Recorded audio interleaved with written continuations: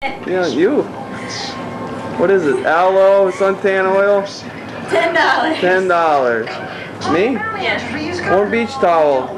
$10. Little eye loop type telescope. $4. Premiering Wednesday at 10 on USA. A picture with Drew? Priceless.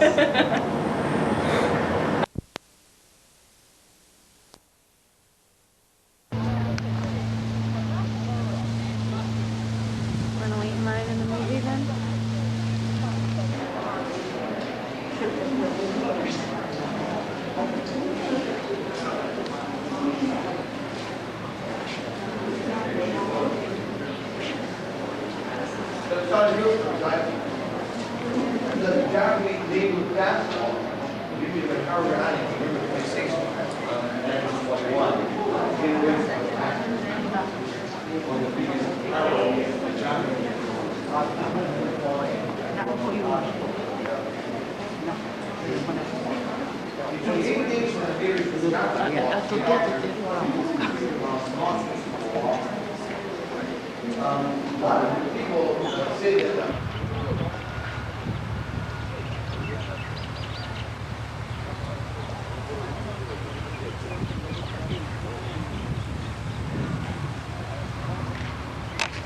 Amen.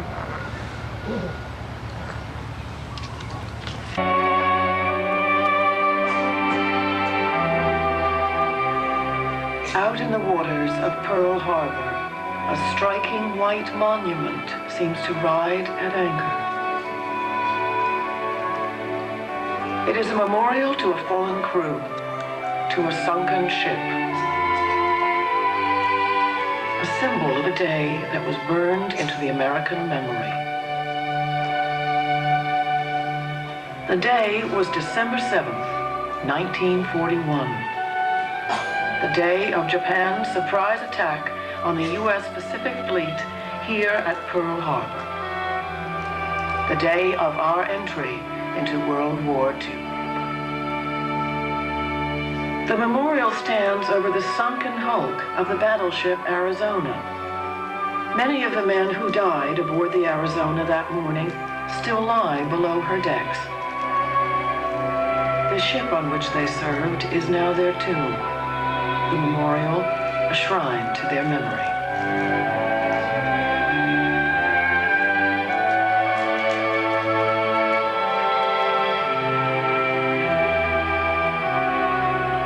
What happened here on that Sunday in December? Why was our fleet attacked? Why were so many killed? The road to war between the United States and Japan began long before Pearl Harbor. From the Japanese advance, which is sweeping over great provinces of northern China. In 1931, Japanese army extremists seized China's northern province of Manchuria. And in 1937, Japan launched a full-scale invasion of China. War began in Europe 2 years later. Japan watched as Nazi armies occupied the Netherlands and France. Soon Britain was under siege. Far away in Southeast Asia, those European powers had colonies rich in natural resources. Now their colonies were ripe for conquest by Japan, the Nazis' ally. But the United States had interests in Asia too. American lives are endangered as the invaders are about to storm in. We were outraged by Japan's aggression in China. Victims of the calamity of war. We couldn't allow Japan to dominate the Pacific. To deter Japanese aggression, the United States moved her Pacific Fleet out to its base at Pearl Harbor in the Hawaiian Islands. West Virginia steams from New York Harbor to join the rest of the fleet, ordered to the Pacific. The backbone of our fleet had always been our battleships, armored giants named for the states of the Union. To stand on duty in the Pacific, the fleet of the United States. The USS Arizona was one of them. She was launched in 1915, modernized in 1930, ready to cruise and fight in the vast Pacific. She was a small city gone to sea. More than 1,500 men served aboard her. Officers, seamen, cooks, carpenters, gunners, Marines, and airmen.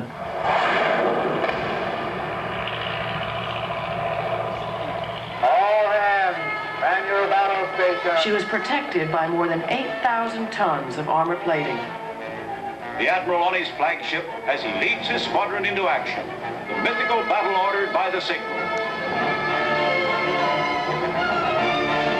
Her 14-inch guns could fire a shell 20 miles. In war games and exercises, she looked invincible. But the Navy was soon to learn that the age of the battleship was at an end. The age of the aircraft carrier had arrived. One man who knew it was Admiral Isoroku Yamamoto, Commander-in-Chief of the Japanese Combined Fleet. Though opposed to war with the United States, Yamamoto believed that if Japan wanted to seize the European colonies in Southeast Asia, the U.S. fleet at Pearl Harbor would have to be knocked out first. He proposed to use Japan's first-line aircraft carriers and hundreds of planes in a massive surprise attack on Pearl Harbor. Before the Americans could rebuild their fleet, Japan could achieve her goals in Asia. It was a daring gamble. In July 1941, Japanese forces seized all of French Indochina. Fearing that Japan would use these Indochina bases for an attack on our garrisons in the Philippines, the United States government took action. President Franklin Roosevelt demanded an end to Japanese aggression. To back up his demands, he stopped all sales of American oil to Japan. Oil, the lifeblood of the Japanese war machine.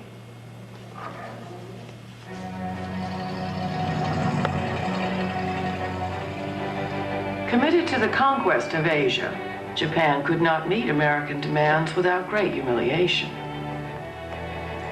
The hardline military leaders had forced Japan into a position from which there was no exit but war.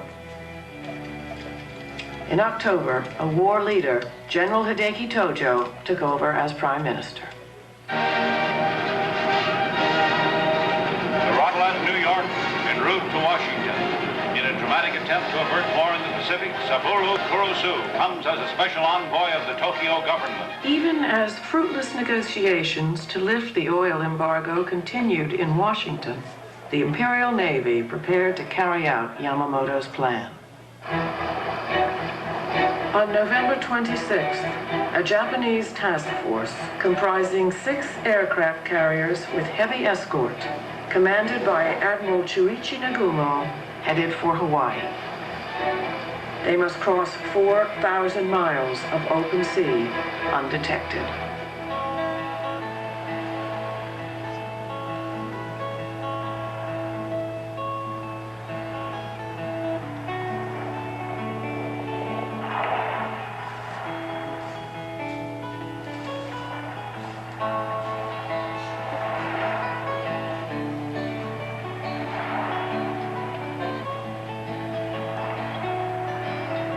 The American military knew that a surprise Japanese attack on Hawaii was possible, and they thought they were prepared.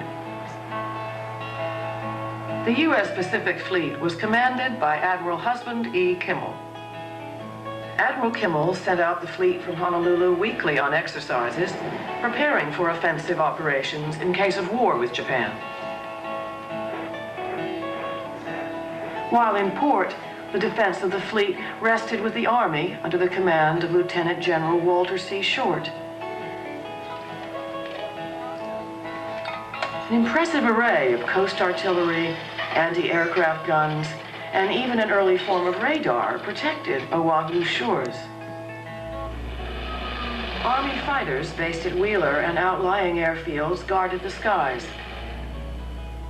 Hickam Field's heavy bombers could strike an enemy fleet long before it could reach attack position. General Short believed, however, that the great danger was not air attack, but saboteurs hidden amid Hawaii's large Japanese population. To make his aircraft easier to guard, he ordered them parked wingtip to wingtip, their guns unloaded, in the center of the airfields.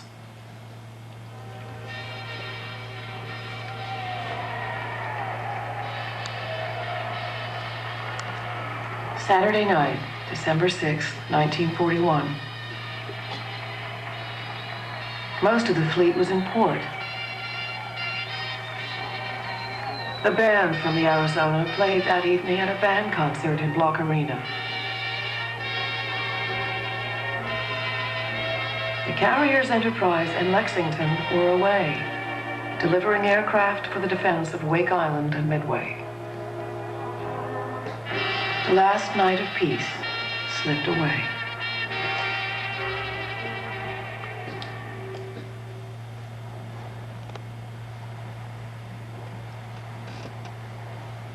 Six o'clock a.m., 220 miles north of Oahu. Still undetected, Nagumo turned his carriers into the wind and launched his planes.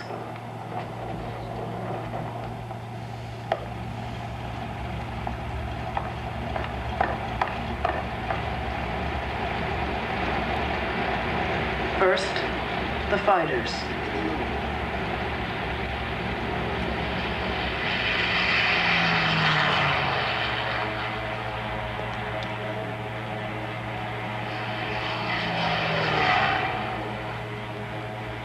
Then the attack planes, carrying special armor-piercing bombs to hit the battleships, or aerial torpedoes modified to run in the shallow waters of Pearl Harbor.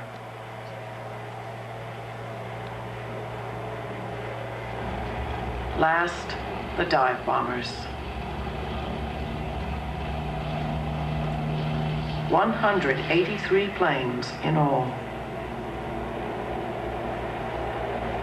30 minutes later, a second wave of 167 planes followed.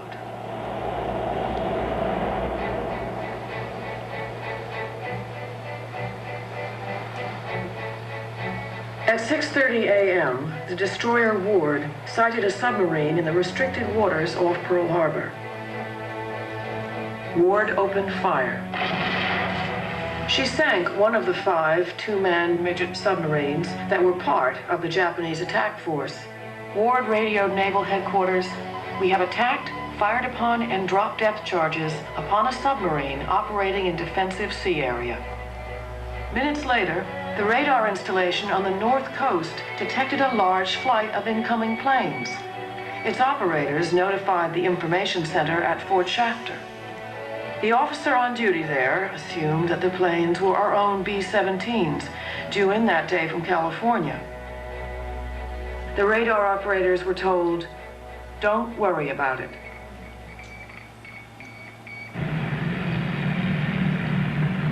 The radar had detected the Japanese strike force.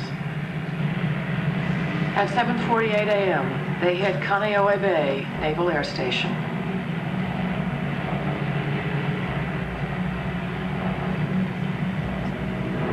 At Ford Island Naval Air Station, dive bombers tore apart the seaplanes and their hangars.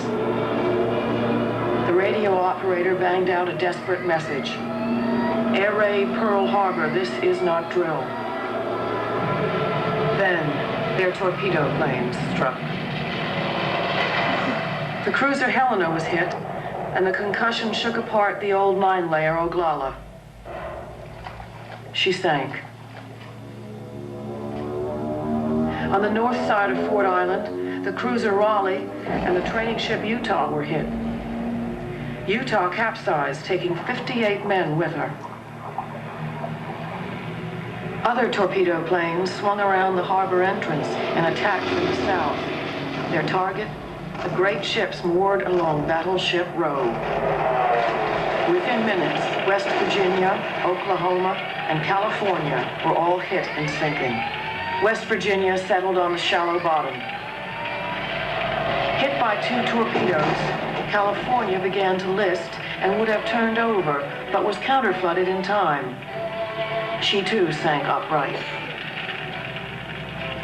But Oklahoma rolled over too quickly to be saved. Within minutes, hundreds of seamen were trapped inside. 415 men died with Oklahoma. Arizona, a few minutes after 8.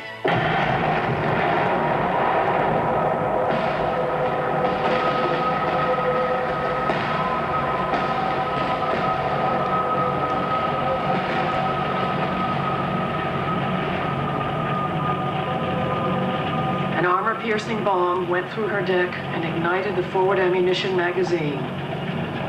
Thousands of tons of ammunition exploded. No one who heard that sound would ever forget it. 1,177 men died in those moments. Caught off guard, men fought back from all around the harbor as best they could. Sailors, soldiers, and Marines showed courage and resourcefulness.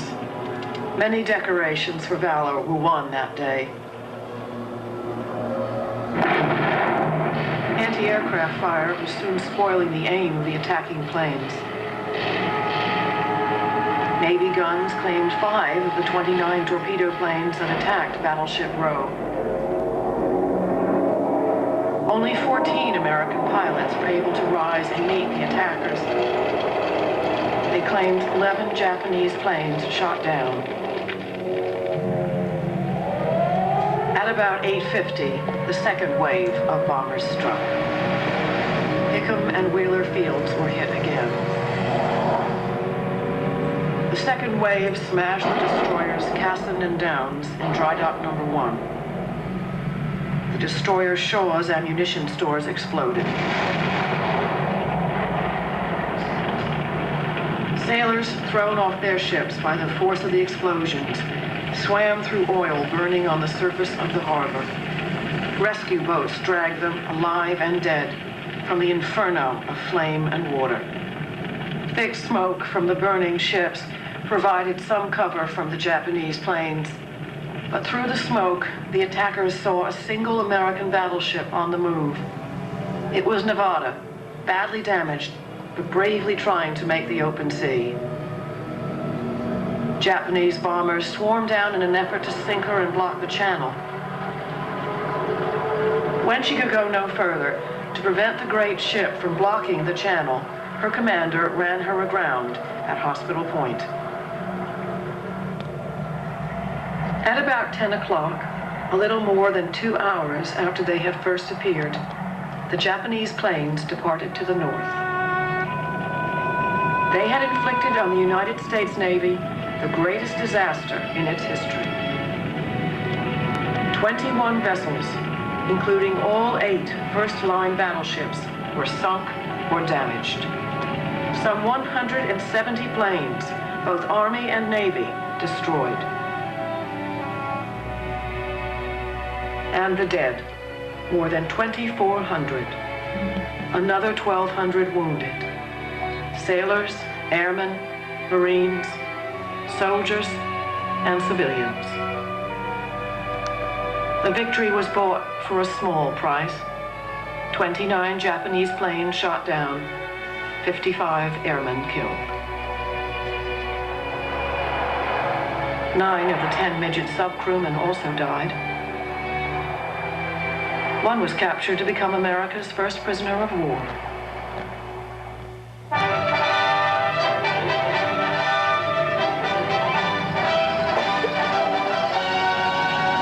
Yesterday, December 7th, 1941, a date which will live in infamy. The United States of America was suddenly and deliberately attacked by naval and air forces of the Empire of Japan.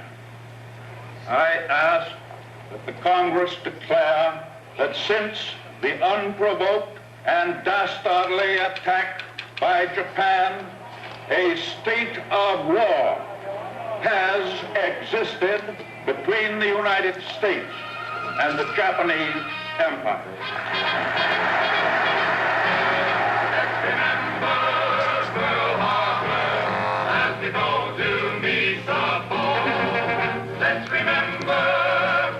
The attack on Pearl Harbor did something the Japanese had not counted on. It united America, awakened her fighting spirit, mobilized her industrial might.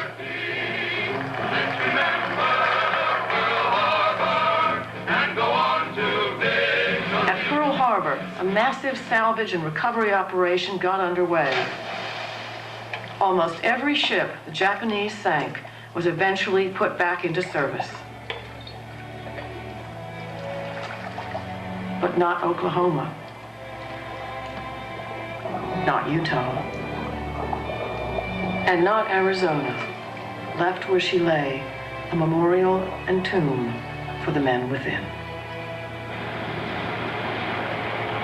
The American aircraft carriers had escaped the Japanese attack. 7 months later, the carriers Yorktown, Enterprise, and Hornet sailed out from Pearl Harbor to ambush the Japanese fleet attempting to capture Midway Island. In the battle, American Navy dive bombers sank 4 of the Japanese carriers that had attacked Pearl Harbor. The tide of war turned at Midway. For 3 more years, Americans fought their way back across the Pacific, taking from Japan the lands she had seized. Millions would die. Millions more, soldiers and civilians, would suffer and sacrifice before the war ended.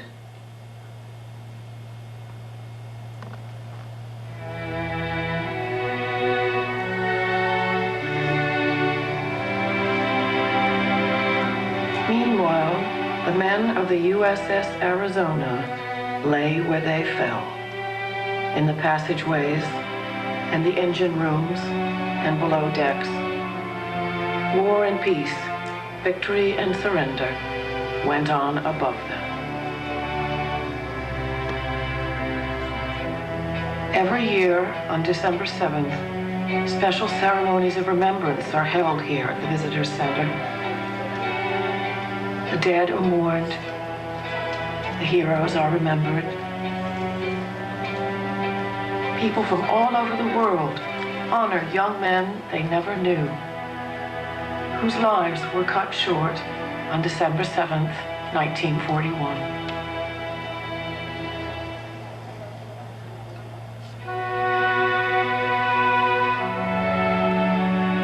How shall we remember them, those who died?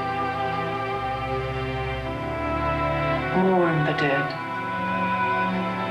Remember the battle. Understand the tragedy. Honor the memory. Let our grief for the men of Arizona be for all those whose futures were taken from them on December 7th, 1941. Here, they will never be forgotten.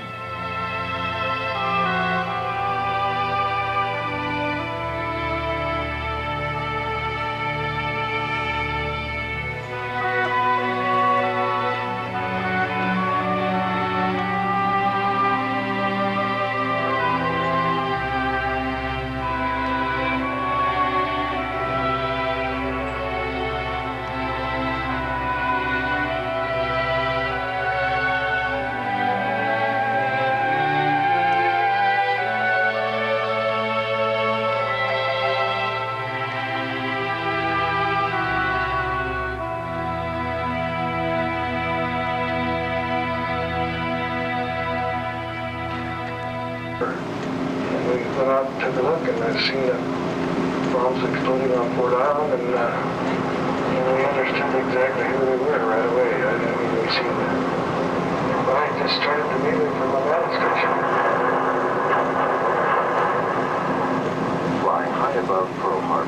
Japanese wing leader of Zero Fighter, Lieutenant Yoshinoshida. 加格到这边，加格到这边，加格到这边。